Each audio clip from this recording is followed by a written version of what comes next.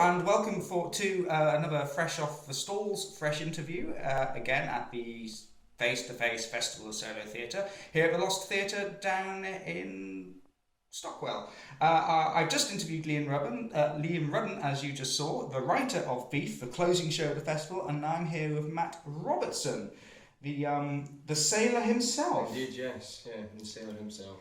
So, tell me, how did you come to get involved in this piece? Well, I've been working with Liam for the last 4 or 5 years doing the Edinburgh Fringe. After the first Fringe we've done, Common Story, he mentioned this project to me, and then it wasn't until last year that he said, right, I want to do this, and I was like, right, I want to be part of it, because it's adapted over the years, his original kind of plan to what it is now, and from the get-go I was like, right, I like the sound of this, it sounds good, I want to be part of it.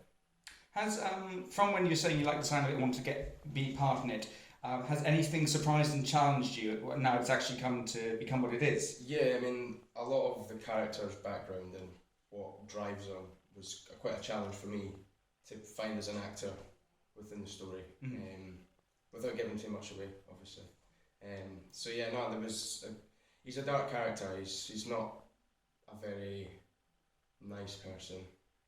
He doesn't come from a nice place, and it was finding that in myself as an actor to try and drive that was a big challenge for me. So I mean, one of the things I was talking to Liam about was kind of whether he could ever do a show without you, and we've learned that there is another sailor. So have you ever had a chance to watch the other sailor? I did, yeah. When we done Edinburgh Fringe this year, I sat in. He was the tech for my shows, and we just swapped, and I done the tech for his shows, and it was interesting. It was interesting to see someone else's take on the character when it was like originally it was just Liam and I that worked on it, and then it was like, right, we're doing a longer run because we've opened up in Brighton in May. And that was only 6 nights, so it was easy enough for me to do the whole thing. But coming up to Edinburgh, it was 3 weeks, and if I fell ill for any reason, we needed a backup plan. So the show must go on, as they say.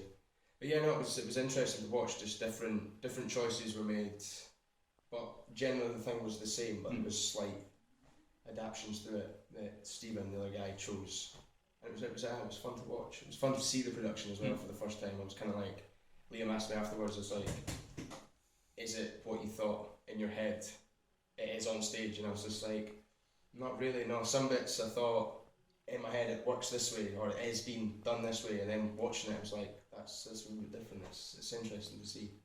So, and I've not watched the video of my performance yet either. Will you ever get around to watching it? I will do it eventually, but yeah, I've not got the copy yet, so okay. As soon as I get it, I'll probably watch it. Are you somewhat tentative and scared about watching yourself? Not really, no. I watched it once. I've seen, right, cool. That was fun. I enjoyed that, and then I'll put it to the side, and I'll never usually watch it again.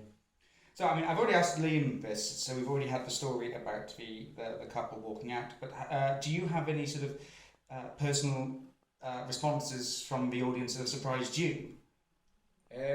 Mostly just folk laughing at bits that I never thought they would maybe laugh at. I don't know if that's general humour in the lines or it's more like the awkward laughs. They're kind of, oh, I didn't expect him to say that or do that kind of thing. It's just that release, you do that wee awkward laugh at some points. And so yeah, no, there's been a few responses like that. And yeah, just there was one friend that came to see the show, and there was one point in the story that I think hit home with her a little bit too much, and she broke down, and that was pretty much her through the rest of the show, just in a wreck.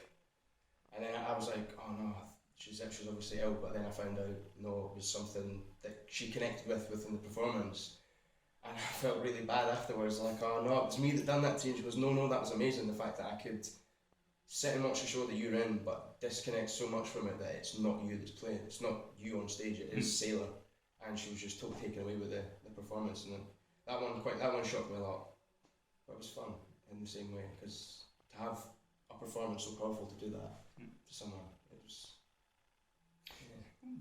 So, speaking of bearing all during a performance, you know exactly where this is going. Yeah. Not that I'm a prudish person nor a pervy person. Okay, possibly a little pervy, but One of the things that has been it has come across in how it's put across in the PR and sort of how it's marketed is that it's a bit titillating, and you know everyone's already aware that you are going to get full frontal nude. But so in the context of the show, and also I suppose in the context of what you do as an actor, how difficult is that, and also how necessary is that to the show? Difficult, yeah. I mean, coming into the rehearsal, I knew it was happening, so from day one rehearsals, we got used to doing it. I mean, so that by the time performance came, I was natural, I was comfortable doing it. It wasn't awkward for me, that would therefore the audience would see that it was awkward and it'd be awkward for them. So yeah, that was a bit of a challenge as well, getting through that. I always said I was comfortable from day one, but I wasn't, and it was just 2 weeks working on it. In the context of the show, I mean, yeah, I agree with you. Sometimes it's put in there for the sake of putting in there as a kind of sell tactic. I feel in this show, once you've seen it tonight, it is part of it. It is part of what Sailor is and how he does. And it holds meaning within the script and the story to who he is and how he portrays himself to his audience. Marvelous. So I mean, I'm starting to get the impression from both you and Liam that this is an incredibly intense show. So what would you say to audience members to try and prepare themselves, if they should or shouldn't they? I don't know if they should prepare themselves for anything. It isn't for the easily offended. I mean, that's been marketed before. But no, I mean, it's a different piece of theatre than the norm, and that's what Liam likes to do. And I've been in a few of his productions that are like that, so I'm getting used to that sense of performance, of doing things that aren't normally general theatre. So yeah, no, I would say it's not for the easily offended, but it's a powerful, hard-hitting piece, and it might leave you thinking. It probably will leave you thinking, which is the goal anyway. So just thinking about something you just said, like that it's a different type of theatre. So how does this compare to anything else you've done during your career? It's the fact that there's no fourth wall, you know, so that style. The audience are very much a part of the performance and production as the actors and performers as well. It's immersive theatre. You try and bring the audience in to make them think, get them interacted with the show. The first production I worked with, William Cock and Bull Story, was very the same. It was a two-hander, chatting away, but then there were bits where it was turned straight to the audience, speaking to them.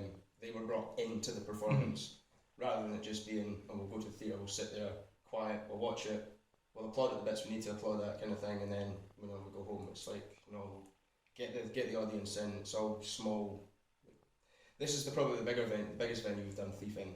During the Edinburgh Fringe, it was a small kind of studio room, maybe only 40 seats, and they were like, the end of the stage was basically where the audience finished, so you were right on top of them, and it was just that really intimate theatre. So yeah, with a sense of that, it's not grand proscenium arch style. It's that in your face. Do you think you could ever fully leave Sailor behind when you finally stop playing him? Probably not. No. It's, as I say, it's been an idea that's been thrown around for a while, and now it's over the last year, I'd say, Sailor's been a part of me and I've been a part of Sailor. So yeah, I think down the line, hopefully, I'll end up directing the show at one point, and it'll become mine, and then I can spread the seed of Sailor to someone else. What kind of show am I in for? I'm also I've been so engrossed in the conversation that I've been kind of sleeking off camera a bit, so apologies for that. I am here, honestly. But I think that's as much as I want to get from you for this interview. No, now I'm sounding perfect. I think we'll just leave it there. So thank you very much, thank you. Matt. And I'm really looking forward to the show tonight. And hopefully I'm not going to be psychologically damaged like Liam says some people have been. And hopefully I won't weep too loudly. So thank you very much for your time, and I'm really looking forward to it. Thank you. Okay, cheers, and goodbye, you lot. Bye, guys.